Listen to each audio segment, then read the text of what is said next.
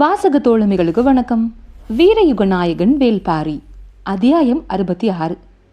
வஞ்சித்துறைக்கு அதிகாலையிலேயே வந்துவிட்டான் உதயஞ்சேரல். மன்னன் வந்ததால் பிற வணிக நடவடிக்கைகள் எல்லாம் சற்றே நிறுத்தி வைக்கப்பட்டிருந்தன. அரச மாளிகையில் விருந்தினராக தங்கியிருந்த ஹிப்பாலஸுக்கு செய்தி தெரிந்த பொழுது விடிந்து நீண்ட நேரம் ஆகியிருந்தது. உதயஞ்சேரல் அதிகாலையிலேயே எழுந்து துறைமுகத்துக்கு ஏன் போனான் என்ற காரணம் புரியாத குழப்பத்தில் வேக வேகமாக புறப்பட்டு துறைமுகம் நோக்கி விரைந்தான். யவன காவல் வீரர்கள் 60 சூழ அவனது வண்டி புறப்பட்டது. புறப்படும் நேரத்தில் வந்து அவனுடன் இணைந்தான் திரேஷியன். பெரும் படையையும் வழிநடத்திச் செல்லும் வல்லமை கொண்ட அவனை ஹிப்பாலஸ் எந்நேரமும் உடன் வைத்துக் கொண்டான். இருவரும் துறைமுகம் அடைந்த பொழுது சேர அமைச்சன் நாகரையன் இருவரையும் வரவேற்றான். துறைமுக மாளிகையில் அரசன் இருப்பதாக கூறி இருவரையும் அங்கு அழைத்துச் சென்றான். உதயஞ்சேரல் தன் தளபதி துடும்பனோடு அமர்ந்து பேசிக் கொண்டிருந்தான். ஹிப்பாலஸ் இங்கு வந்து நாட்கள் பலவாகிவிட்டன. ஆனால் குட்டநாட்டு தளபதியை இதுவரை பார்க்கவில்லை. அரசவையிலும் அவன் இல்லை. போர் நடவடிக்கையில் தீவிரமாக இருப்பதால் தளபதி அவைக்கு வந்து சேர நாள் ஆகும் என விசாரித்ததில் தெரிய வந்தது. அவன் எங்கு போயிருக்கிறான் என்பது அரண்மனையில் உள்ளவர்களுக்கே தெரியவில்லை. இது போன்ற செய்திகளை பெறுவது யவனர்களுக்கு கடினமில்லை. ஆனால் அரசனை தவிர வேறு யாருக்கும் இந்த செய்தி தெரியவில்லை என்பதை ஹிப்பாலஸ் உறுதிப்படுத்தி கொண்டான். அதனால்தான் தளபதியின் நடவடிக்கையை அறிய வேண்டும் என்ற ஆவல் அதிகமாக இருந்தது. அரண்மனை நடவடிக்கைகளை அறிந்து கொள்வதில் பெரு வணிகர்கள் எப்போதும் மிக கவனமாக இருப்பர். அவர்களால் கூட இந்த செய்தியை அறிந்து கொள்ள முடியவில்லை. ஆனால் சற்றும் எதிர்பாராமல் இன்று காலை துறைமுக மாளிகையில் அரசனோடு அமர்ந்திருந்தான் தளபதி துடும்பன். ஹிப்பாலஸும் திரேஷியனும் இன்றுதான் அவனை முதன்முதலாக பார்க்கின்றனர். முதல் தோற்றத்திலேயே அவன்தான் குட்டநாட்டு தளபதி என்பதை அவர்களால் ஊகிக்க முடிந்தது. திரேஷியன் போல மிக உயரமான உருண்டு திரண்ட உடலமைப்போடு இருந்தான் துடும்பன். யவன விருந்தினரை எழுந்து வணங்கினான். ஹிப்பாலஸ் மன்னனுக்கு முகமன் கூறி இருக்கையில் அமர்ந்தான். அதிகாலையிலேயே வந்துவிட்டீர்களா மன்னா என்று பேச்சை தொடங்கினான் ஹிப்பாலஸ். ஆம், கப்பல்கள் வந்துவிட்ட செய்தி கிடைத்ததும் புறப்பட்டு வந்தேன். என்ன கப்பல், எங்கிருந்து வந்துள்ளது என்று எந்த விளக்கமும் இல்லாமல் இருந்தது உதயஞ்சேரலின் கூற்று. சற்று அமைதிக்கு பிறகு ஹிப்பாலஸை அழைத்து கொண்டு மாளிகையின் பின்புற படிக்கட்டின் வழியாக மேல் மாடத்துக்கு நடந்தான் உதயஞ்சேரல். துடும்பனும் திரேஷியனும் கீழேயே இருந்தனர். துறைமுகத்தில் வரிசை கொண்டு நிற்கும் கப்பல்களை மேல் மாடத்திலிருந்து பார்த்தனர் இருவரும். துறைமுகம் எங்கும் படை வீரர்களின் எண்ணிக்கை மிக அதிகமாக இருப்பதையும் புதிதாக நிறைய கப்பல்கள் வந்துள்ளதையும் பார்த்தபடி ஹிப்பாலஸ் நின்று கொண்டிருந்தான். நான் நீண்ட காலம் எதிர்பார்த்து காத்திருந்தது இன்று வந்து சேர்ந்துள்ளது என்றான் உதயஞ்சேரல். உங்களின் முகத்தில் தெரியும் மகிழ்ச்சியே அதை உணர்த்துகிறது என்றான் ஹிப்பாலஸ். சாலமலையை கடந்தே பரம்பின் எல்லைக்குள் நம்மால் நுழைய முடியும். படைகள் எளிமையாக நுழையக்கூடிய வாகான பகுதிகள் 3 இடங்களில் இருக்கின்றன. அவற்றின் வழியே உள்நுழைவதற்குத்தான் இதுவரை முயன்றுள்ளோம். அவ்வாறு முயலும் பொழுது எல்லாம் எளிய வழியில் இருந்து அடற்காட்டு வழியே நம்மை உள்ளிழுத்து தாக்கும் திட்டத்தை நிறைவேற்றுவான் பாரி. இந்த முறை நமது திட்டமே அடற்காட்டு வழியே உள்நுழைவதுதான் என்று நான் முடிவு செய்துள்ளேன். அதற்கான ஏற்பாடுகள் முடிவுறுவதற்காகத்தான் நான் காத்திருந்தேன் என்று சொல்லியபடியே மாடத்திலிருந்து கீழிறங்கி துறைமுகம் நோக்கி நடந்தான் உதயஞ்சேரல். அவனை பின்தொடர்ந்தான் ஹிப்பாலஸ். வந்து நிற்கும் புதிய கப்பல்களில் இருந்து பொருட்களை இறக்குவதற்கான ஆயத்த வேலைகள் தீவிரமாகிக் கொண்டிருந்தன. எண்ணற்ற படை வீரர்கள் வரிசையாக வந்து நின்ற வண்ணம் இருந்தனர். இவர்கள் என்ன பொருளை இறக்கப் போகிறார்கள் என தெரியாத குழப்பத்தில் இங்கும் அங்கும் பார்த்தபடி நடந்து கொண்டிருந்தான் ஹிப்பாலஸ். இதை தாண்டி அருகில் செல்ல வேண்டாம் என்று மன்னருக்கு சொல்வதற்காக குறிப்பிட்ட இடத்தில் நின்று கொண்டிருந்தான் துடும்பன். அந்த இடம் வந்ததும் உதயஞ்சேரல் நின்றான். உடன் வந்த ஹிப்பாலஸும் மன்னனோடு சேர்ந்து நின்று கொண்டான். காலை நேர கடற்காற்று சற்று அதிகமாக வீசியது. அலைகள் விடாது வந்து கரை மோதி ஓசை எழுப்பியபடி இருந்தன. படை வீரர்கள் மிகவும் பரபரப்பாக இயங்கிக் கொண்டிருந்தனர். அப்படி என்னதான் கொண்டு வந்திருக்கிறார்கள் என்று ஹிப்பாலஸ் ஆவலோடு கலன்களை பார்த்து கொண்டிருந்தான். திடீரென ஊளையிடும் ஓசை கேட்டது. எங்கிருந்து இந்த ஓசை வருகிறது என அவன் சிந்திப்பதற்குள் 1, 2, 3 என்று எண்ணற்ற ஓசைகள் ஒன்றுடன் ஒன்று இணைந்து பேரோசையாக மாறி கரையில் நிற்பவர்களை நடுக்கம் கொள்ள செய்தன. உதயஞ்சேரல் ஒரு கணம் மிரண்டு நின்றான். ஹிப்பாலஸுக்கு ஏற்பட்ட அதிர்ச்சி அளவிட முடியாததாக இருந்தது. அந்த கப்பலுக்குள் என்னதான் இருக்கிறது? அலையை மிஞ்சும் பேரோசை நம்மை நிலைகுலைய வைக்கிறது என்றான். ஏற்பட்ட அதிர்ச்சியை கடைந்து மகிழ்ச்சியை வெளிக்காட்டத் தொடங்கினான் உதயஞ்சேரல். இதை கொண்டு வரத்தான் இவ்வளவு காலமானது. கடைசியாக கொண்டு வந்து சேர்த்து விட்டான் என் தளபதி என்று பாராட்டினான். தோள் தட்டி பாராட்டு பெறும் துடியனின் பக்கம் திரும்ப ஹிப்பாலஸ் முயன்றான். ஆனால் அவனுடைய கண்களோ கப்பலை விட்டு அசையவில்லை. அங்கு தீவிரமான வேலை ஏதோ நடந்து கொண்டிருக்கிறது. கப்பலின் அடித்தளத்தில் இருந்து பெரும் மரச்சட்டங்களின் வழியாக நாற்சதுர கூடுகளை இரும்பு கம்பிகளால் கட்டி மேலேற்றிக் கொண்டிருந்தனர் அவர்கள். ஊளையின் ஓசை பெருகியபடியே இருந்தது. அதைவிட பெருங்குரலில் பேசினான் உதயஞ்சேரல். இந்த கப்பல் எங்கிருந்து வந்துள்ளது தெரியுமா? தெரியாது என்று ஹிப்பாலஸ் தலையை மறுத்து ஆட்டினான். நக்கவாரத்தீவில் இருந்து. அதிர்ந்தான் ஹிப்பாலஸ். அந்த தீவுக்குள் மனிதக்கறி தின்னும் மனிதர்கள் மட்டுமே இருப்பதாகத்தானே கேள்விப்பட்டுள்ளேன். அங்கு எப்படி? அந்த தீவு மிக நீளமானது. அதன் கீழ்ப்புறம் மனிதக்கறி தின்னும் மனிதர்கள் உள்ளனர். மேற்புறம் இன்னொரு மனித கூட்டம் உள்ளது. அவர்களுடன் தான் நாம் உறவை உருவாக்கியுள்ளோம். மரச்சட்டத்தால் ஆன பெரும் கூண்டு ஒன்றை கப்பலின் மேல்தளத்திலிருந்து கரைக்கு கொண்டு வர முயற்சி நடந்தது. அடித்தொண்டையை கிழித்து கொண்டு அவை வெளிப்படுத்திய பேரோசை வீரர்களை அஞ்சி நடுங்க வைத்தது. ஆனால் அந்த மரச்சட்டகங்களை கொண்டு வந்து அந்த தீவிவாசிகள் அந்த ஓசையை பொருட்படுத்தவே இல்லை. கழுத்தை மேலும் உயர்த்தபடி பார்த்து கொண்டிருந்த ஹிப்பாலஸின் கண்களுக்கு எதுவும் புலப்படவில்லை. நிலப்பரப்பு எங்கும் இல்லாத புதுவகையான விலங்கு இது என்றான் உதயஞ்சேரல். ஹிப்பாலஸின் ஆர்வம் எல்லை கடந்ததாக இருந்தது. முழு விசையோடு மரச்சட்டகங்களை சறுக்குப்பலையின் வழியே கப்பலின் மேலிருந்து கரைக்கு இறக்கினர். மீண்டும் ஊளையிடும் ஓசை காற்றை கிழித்து கொண்டிருந்தது. உதயஞ்சேரல் சொன்னான், இவைதான் தோகை நாய்கள். ஹிப்பாலஸ் கேள்விப்பட்டது இல்லை. ஊளையிடும் ஓசையின் மிரட்டல் ஒரு பக்கம். அவற்றை மரச்சட்டகங்களின் வழியாக கட்டி இழுக்க வீரர்கள் படும் பாட்டை பார்த்தபடி உதயஞ்சேரலின் கூற்றை கேட்க தொடர்ந்து முயன்றான் ஹிப்பாலஸ். தலையை இந்த பக்கம் திருப்புவதா அந்த பக்கம் திருப்புவதா என்ற குழப்பம் கணந்தோறும் ஏற்பட்டபடி இருந்தது. அருகில் இருந்த துடும்பன்தான் சொன்னான், தீவுகளில் மிக கொடுமையான மனிதர்களும் விலங்குகளும் இருப்பது நக்கவாரத்தீவில்தான். அந்த தீவில் உள்ளதிலேயே மிக கொடுமையான விலங்கினம் இதுதான். கீரியை போன்ற நீள் வடிவ உடலும் வாலும் கொண்ட அமைப்பு. வால் நிறைய தோகையும் கொண்டது. நாயின் அளவு உயரம் கொண்டது. உடல் நீளத்தில் 1/3 அதனுடைய நீள்வாய். குதிரையின் கழுத்து பகுதியை ஒரே கடியில் எடுத்துவிடக்கூடியது. இதன் சிறப்பே தரையில் எவ்வளவு வேகமாக ஓடுமோ அதே அளவு வேகத்தோடு புதரின் மீதும் மரக்கொப்பின் மீதும் ஓடுவதுதான்.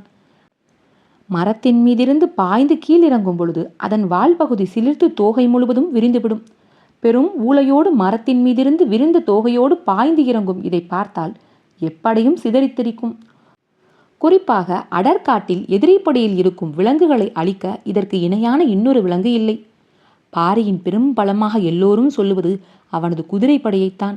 தோகை நாயின் தாக்குதலால் அவனது குதிரைப்படை உருத்தெரியாமல் அழியும் என்றான். ஊளையிடும் ஓசை காதடைக்கச் செய்தது. காலை வெயில் சுல்லென அடித்து கொண்டிருந்தது. ஹிப்பாலஸால் நீண்ட நேரம் நிற்க முடியவில்லை. துடும்பன் விடாமல் பேசினான். பல நாட்களாக கடற்கரை பயணம் செய்ததால் தோகை நாயின் ஓசை துடும்பனுக்கு பழகிவிட்டது. ஆனால் மற்றவர்களுக்கு அப்படியல்ல. ஒவ்வொரு மரச்சட்டகத்திலும் 3 தோகை நாய்கள் இருப்பது போல வடிவமைத்திருந்தனர். ஹிப்பாலஸ் சட்டகங்களுக்குள் அதன் உருவத்தை உற்று பார்க்க முயன்றான். ஆனால் நிற்காமல் அது உள்ளுக்குள் சுழன்றபடி பெரும் கத்தல்களை வெளிப்படுத்தி கொண்டிருந்தது. இதற்கு மேல் இந்த இடத்தில் நிற்க வேண்டாம் என முடிவு செய்து மாளிகைக்கு போவோமா என கேட்டான். சரி என சொல்லி அழைத்து வந்தான் உதயஞ்சேரல்.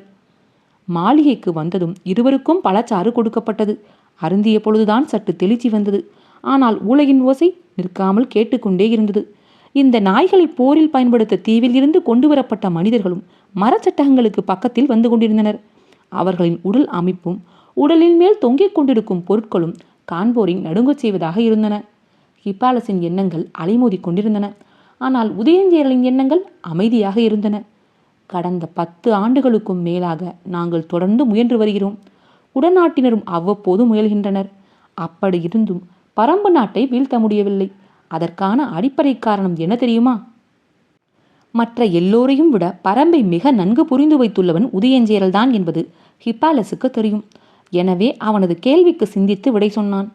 அரணமைத்து நிற்கும் பரம்பு நாட்டின் மலைகள் தான் காரணம். இல்லை என்றான் உதயஞ்சேரல். தொடர்ந்து அவன் சொல்லப்போகும் சொல்லை உற்று கவனித்தான் ஹிப்பாலஸ். தோகை நாயின் நீள் ஊளை சத்தம் காதுகளுக்குள் இடைவிடாது அரைந்து கொண்டிருந்தது. ஓசைகளில் எத்தனையோ வகையுண்டு. அவற்றில் வெளிப்புறம் பெருக்கொடுக்கும் ஓசை ஒரு வகை. ஆனால் சில ஓசைகள் உள்ளுக்குள் கூர்மை கொண்டு இறங்கக்கூடியவை. ஆள் மனதில் இருக்கும் அச்சங்களை எளிதில் கிளறிவிடக்கூடியவை. தோகை நாயின் ஓசை வெளிப்புறம் பெருக்கெடுக்கிறது. அதே நேரத்தில் ஆழ்மன அச்சத்தையும் விடாமல் கிளறுகிறது. எனவே மனதை நிலை கொள்ள செய்ய முடியவில்லை. அந்த ஓசை நின்ற கணத்தில் உதயஞ்சேரல் சொன்னான், பரம்பின் மலைகள் அல்ல, பாதைகள் தான் காரணம். ஹிப்பாலஸுக்கு புரியவில்லை. என்ன சொல்கிறாய் என்றான். பரம்பு நாடு முழுவதும் மனிதர்கள் உருவாக்கிய பாதைகளே கிடையாது என்பது மட்டுமல்ல, மனிதர்கள் பாதைகளை உருவாக்கக்கூடாது என்பதிலும் பாரி திடமான முடிவோடு இருக்கிறான். பாதையை உருவாக்காதது பெரும் வலிமை என்று சொல்ல முடியுமா? அவன் இருப்பிடம் நோக்கி எப்படி போவது என மறுகேள்வி கேட்டான் உதயஞ்சேரல். ஹிப்பாலஸ் சற்றே அமைதியானான். இப்பெரும் மலைத்தொடர் இயற்கையின் பேரரண். இதில் எவ்வியூர் எங்கே இருக்கிறது?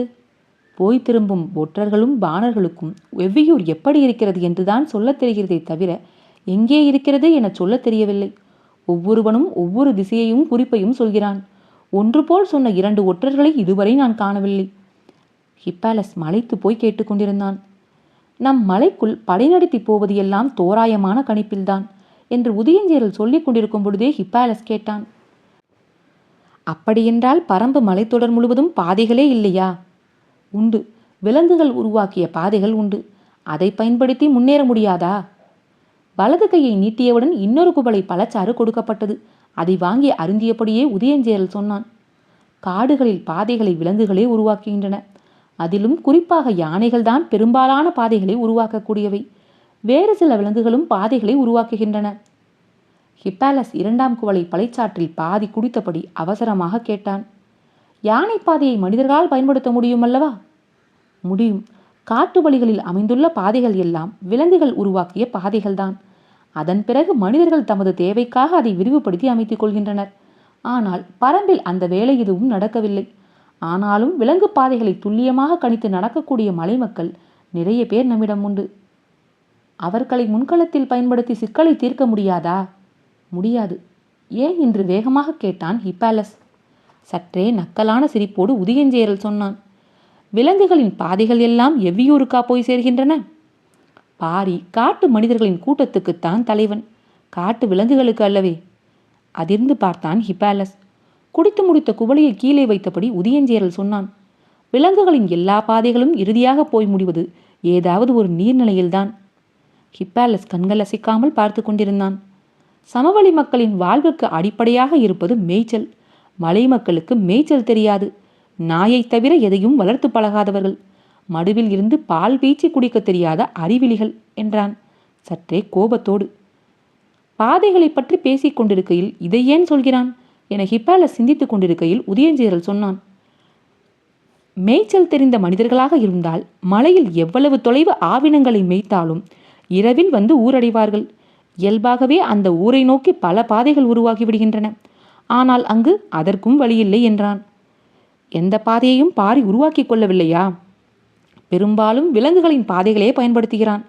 தேவையான இடங்களில் மட்டும் விலகி செல்ல சிறு பாதைகளை உருவாக்கியுள்ளான். ஆனால் அவை மற்றவர்கள் கண்டறிய முடியாதபடி இருக்கின்றன. விலங்குகளின் பாதைகளிலிருந்து அவர்கள் எந்த இடம் பிரிந்து செல்ல வேண்டும் என்பதற்கான குறிப்பு அல்லது அடையாளம் எதுவென இன்று வரை தெரியவில்லை. அடையாளம் தெரியாமல் பாதையை விட்டு சற்று விலகினாலும் போதும், அடற்காட்டுக்குள் மீள முடியாமல் சிக்கிக்கொள்வோம் என்றான். அவனிடம் வலிமையான குதிரைப்படை இருக்கிறது என்கிறாய். குதிரைப்படையை வைத்துள்ள ஒருவன் எப்படி பாதைகளின் அடையாளங்களை பிறருக்கு தெரியாமல் காப்பாற்ற முடியும்?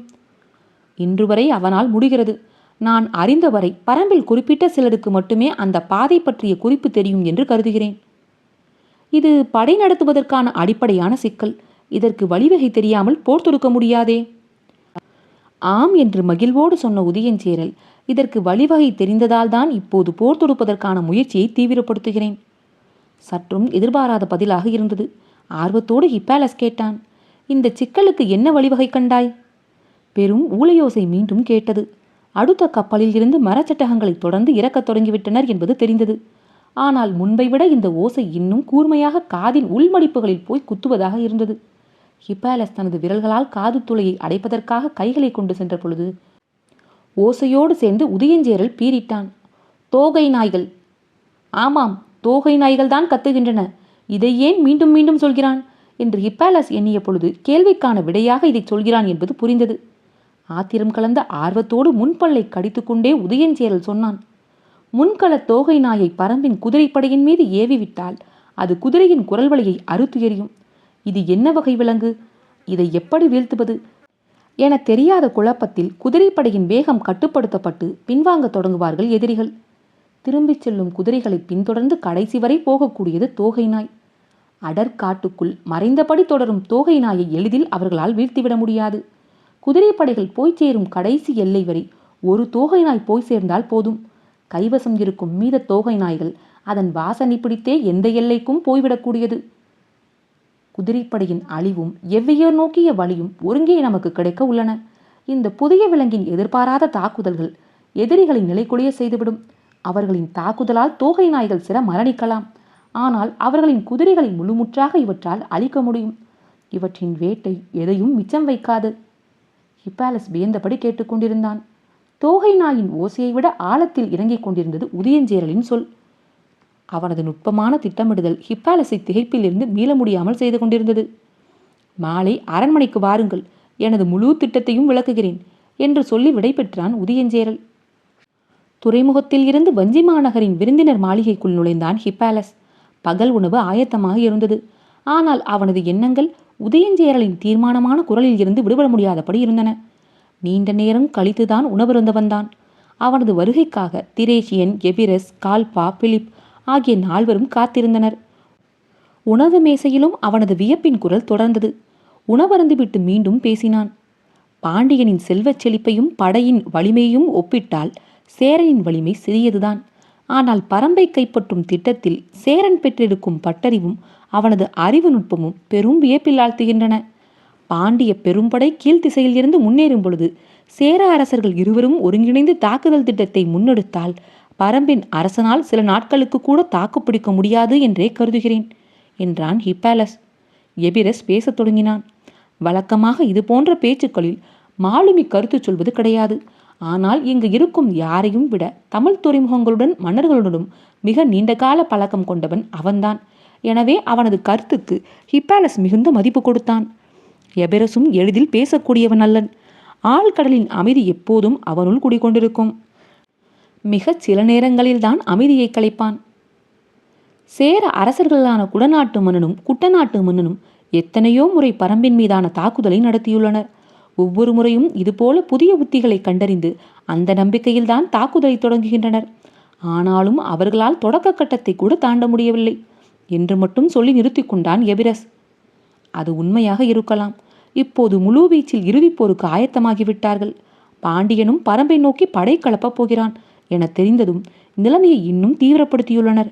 ஏன் என்றால் அதன் பலன் தங்களுக்கே கிட்ட வேண்டும் என்று அவர்கள் மிக உறுதியாக உள்ளனர். இந்த படையெடுப்பை பற்றி முழுமையாக விளக்கத்தான் இன்றிரவு என்னை அழைத்துள்ளான் என்றான் ஹிப்பாலஸ். அவர்கள் தொடர்ந்து பேசியபடி இருந்தனர். இரவு கவியத் தொடங்கியது. அரண்மனையின் அழைப்புக்காக ஆவலோடு காத்திருந்தான் ஹிப்பாலஸ். அதுவரை அவனோடு பேசிக் கொண்டிருந்தனர் மற்ற 4. பொழுது நீண்டு கொண்டே போனது. அழைப்பு ஏதும் வரவில்லை. காரணமும் புரியவில்லை. ஆனாலும் காத்திருந்தான். மிகுந்த உற்சாகத்தோடு உதயஞ்சேரல் சொல்லிச் சென்றானே, பிறகு ஏன் இன்னும் அழைக்காமல் இருக்கிறான் என்று சிந்தித்தபடி இருந்தான் ஹிப்பாலஸ். முன்னிரவு முடியும் நேரம் நெருங்கிவிட்டது. இனி அழைப்பு வர வாய்ப்பில்லை என தெரிந்து தூங்கச் சென்றனர். ஹிப்பாலஸால் தூங்க முடியவில்லை. உதயஞ்சேரல் சொன்ன செய்திகள் பலவும் நினைவில் வந்து கொண்டே இருந்தன. தோகை நாய்களின் ஊளையை உதயஞ்சேரலின் குரல் விஞ்சியதை அவன் மனதுக்குள் மீட்டியபடியே இருந்தான். ஆனாலும் அவனது நினைவு பரப்பு எங்கும் தேவாங்கின் முகமே பரவியிருந்தது. பெருங்கடலுக்கு நடுவே நாவாய்களுக்கு திசை காட்டி அழைத்துச் செல்லும் அதன் ஆற்றல் அவனை விடாது தூண்டிக்கொண்டே இருந்தது. நீலக்கடல் எங்கும் குறுக்கும் நெருக்குமாக நாவாய்கள் கடந்து கொண்டிருக்கும் காட்சி அகல மறுத்தது. இமை மூடும் பொழுதெல்லாம் தேவாங்கின் வட்டக்கண்கள் அவனை எட்டி பார்த்தபடியே இருந்தன. பொழுது விடிந்து நெருநேரம் ஆகிய பொழுதும் அவன் அறையில் இருந்து எழுந்து வரவில்லை. மற்ற 4 அவனுக்காக காத்திருந்தனர். நடுப்பகலில்தான் எழுந்து வந்தான். அப்போதுதான் அரண்மனையில் இருந்து வரச் சொல்லி அழைப்பும் வந்தது. வேக வேகமாக புறப்பட்டு போனான். அரசவைக்குள் நுழையும் வரை உடன் வந்த திரேஷியன் அவனுக்கான எல்லை அறிந்து நின்று கொண்டான். உள்ளே போன ஹிப்பாலஸால் உதயஞ்சேரலை பார்த்த கணத்தில் அவனது முகத்தில் தெரிந்த குழப்பத்தை உணர முடிந்தது. சற்று அமைதிக்கு பிறகு உதயஞ்சேரல் பேசத் தொடங்கினான். நேற்று மாலை என் ஒற்றர்கள் கொண்டு வந்த செய்தி என்னை பெரும் குழப்பத்தில் ஆழ்த்திவிட்டது.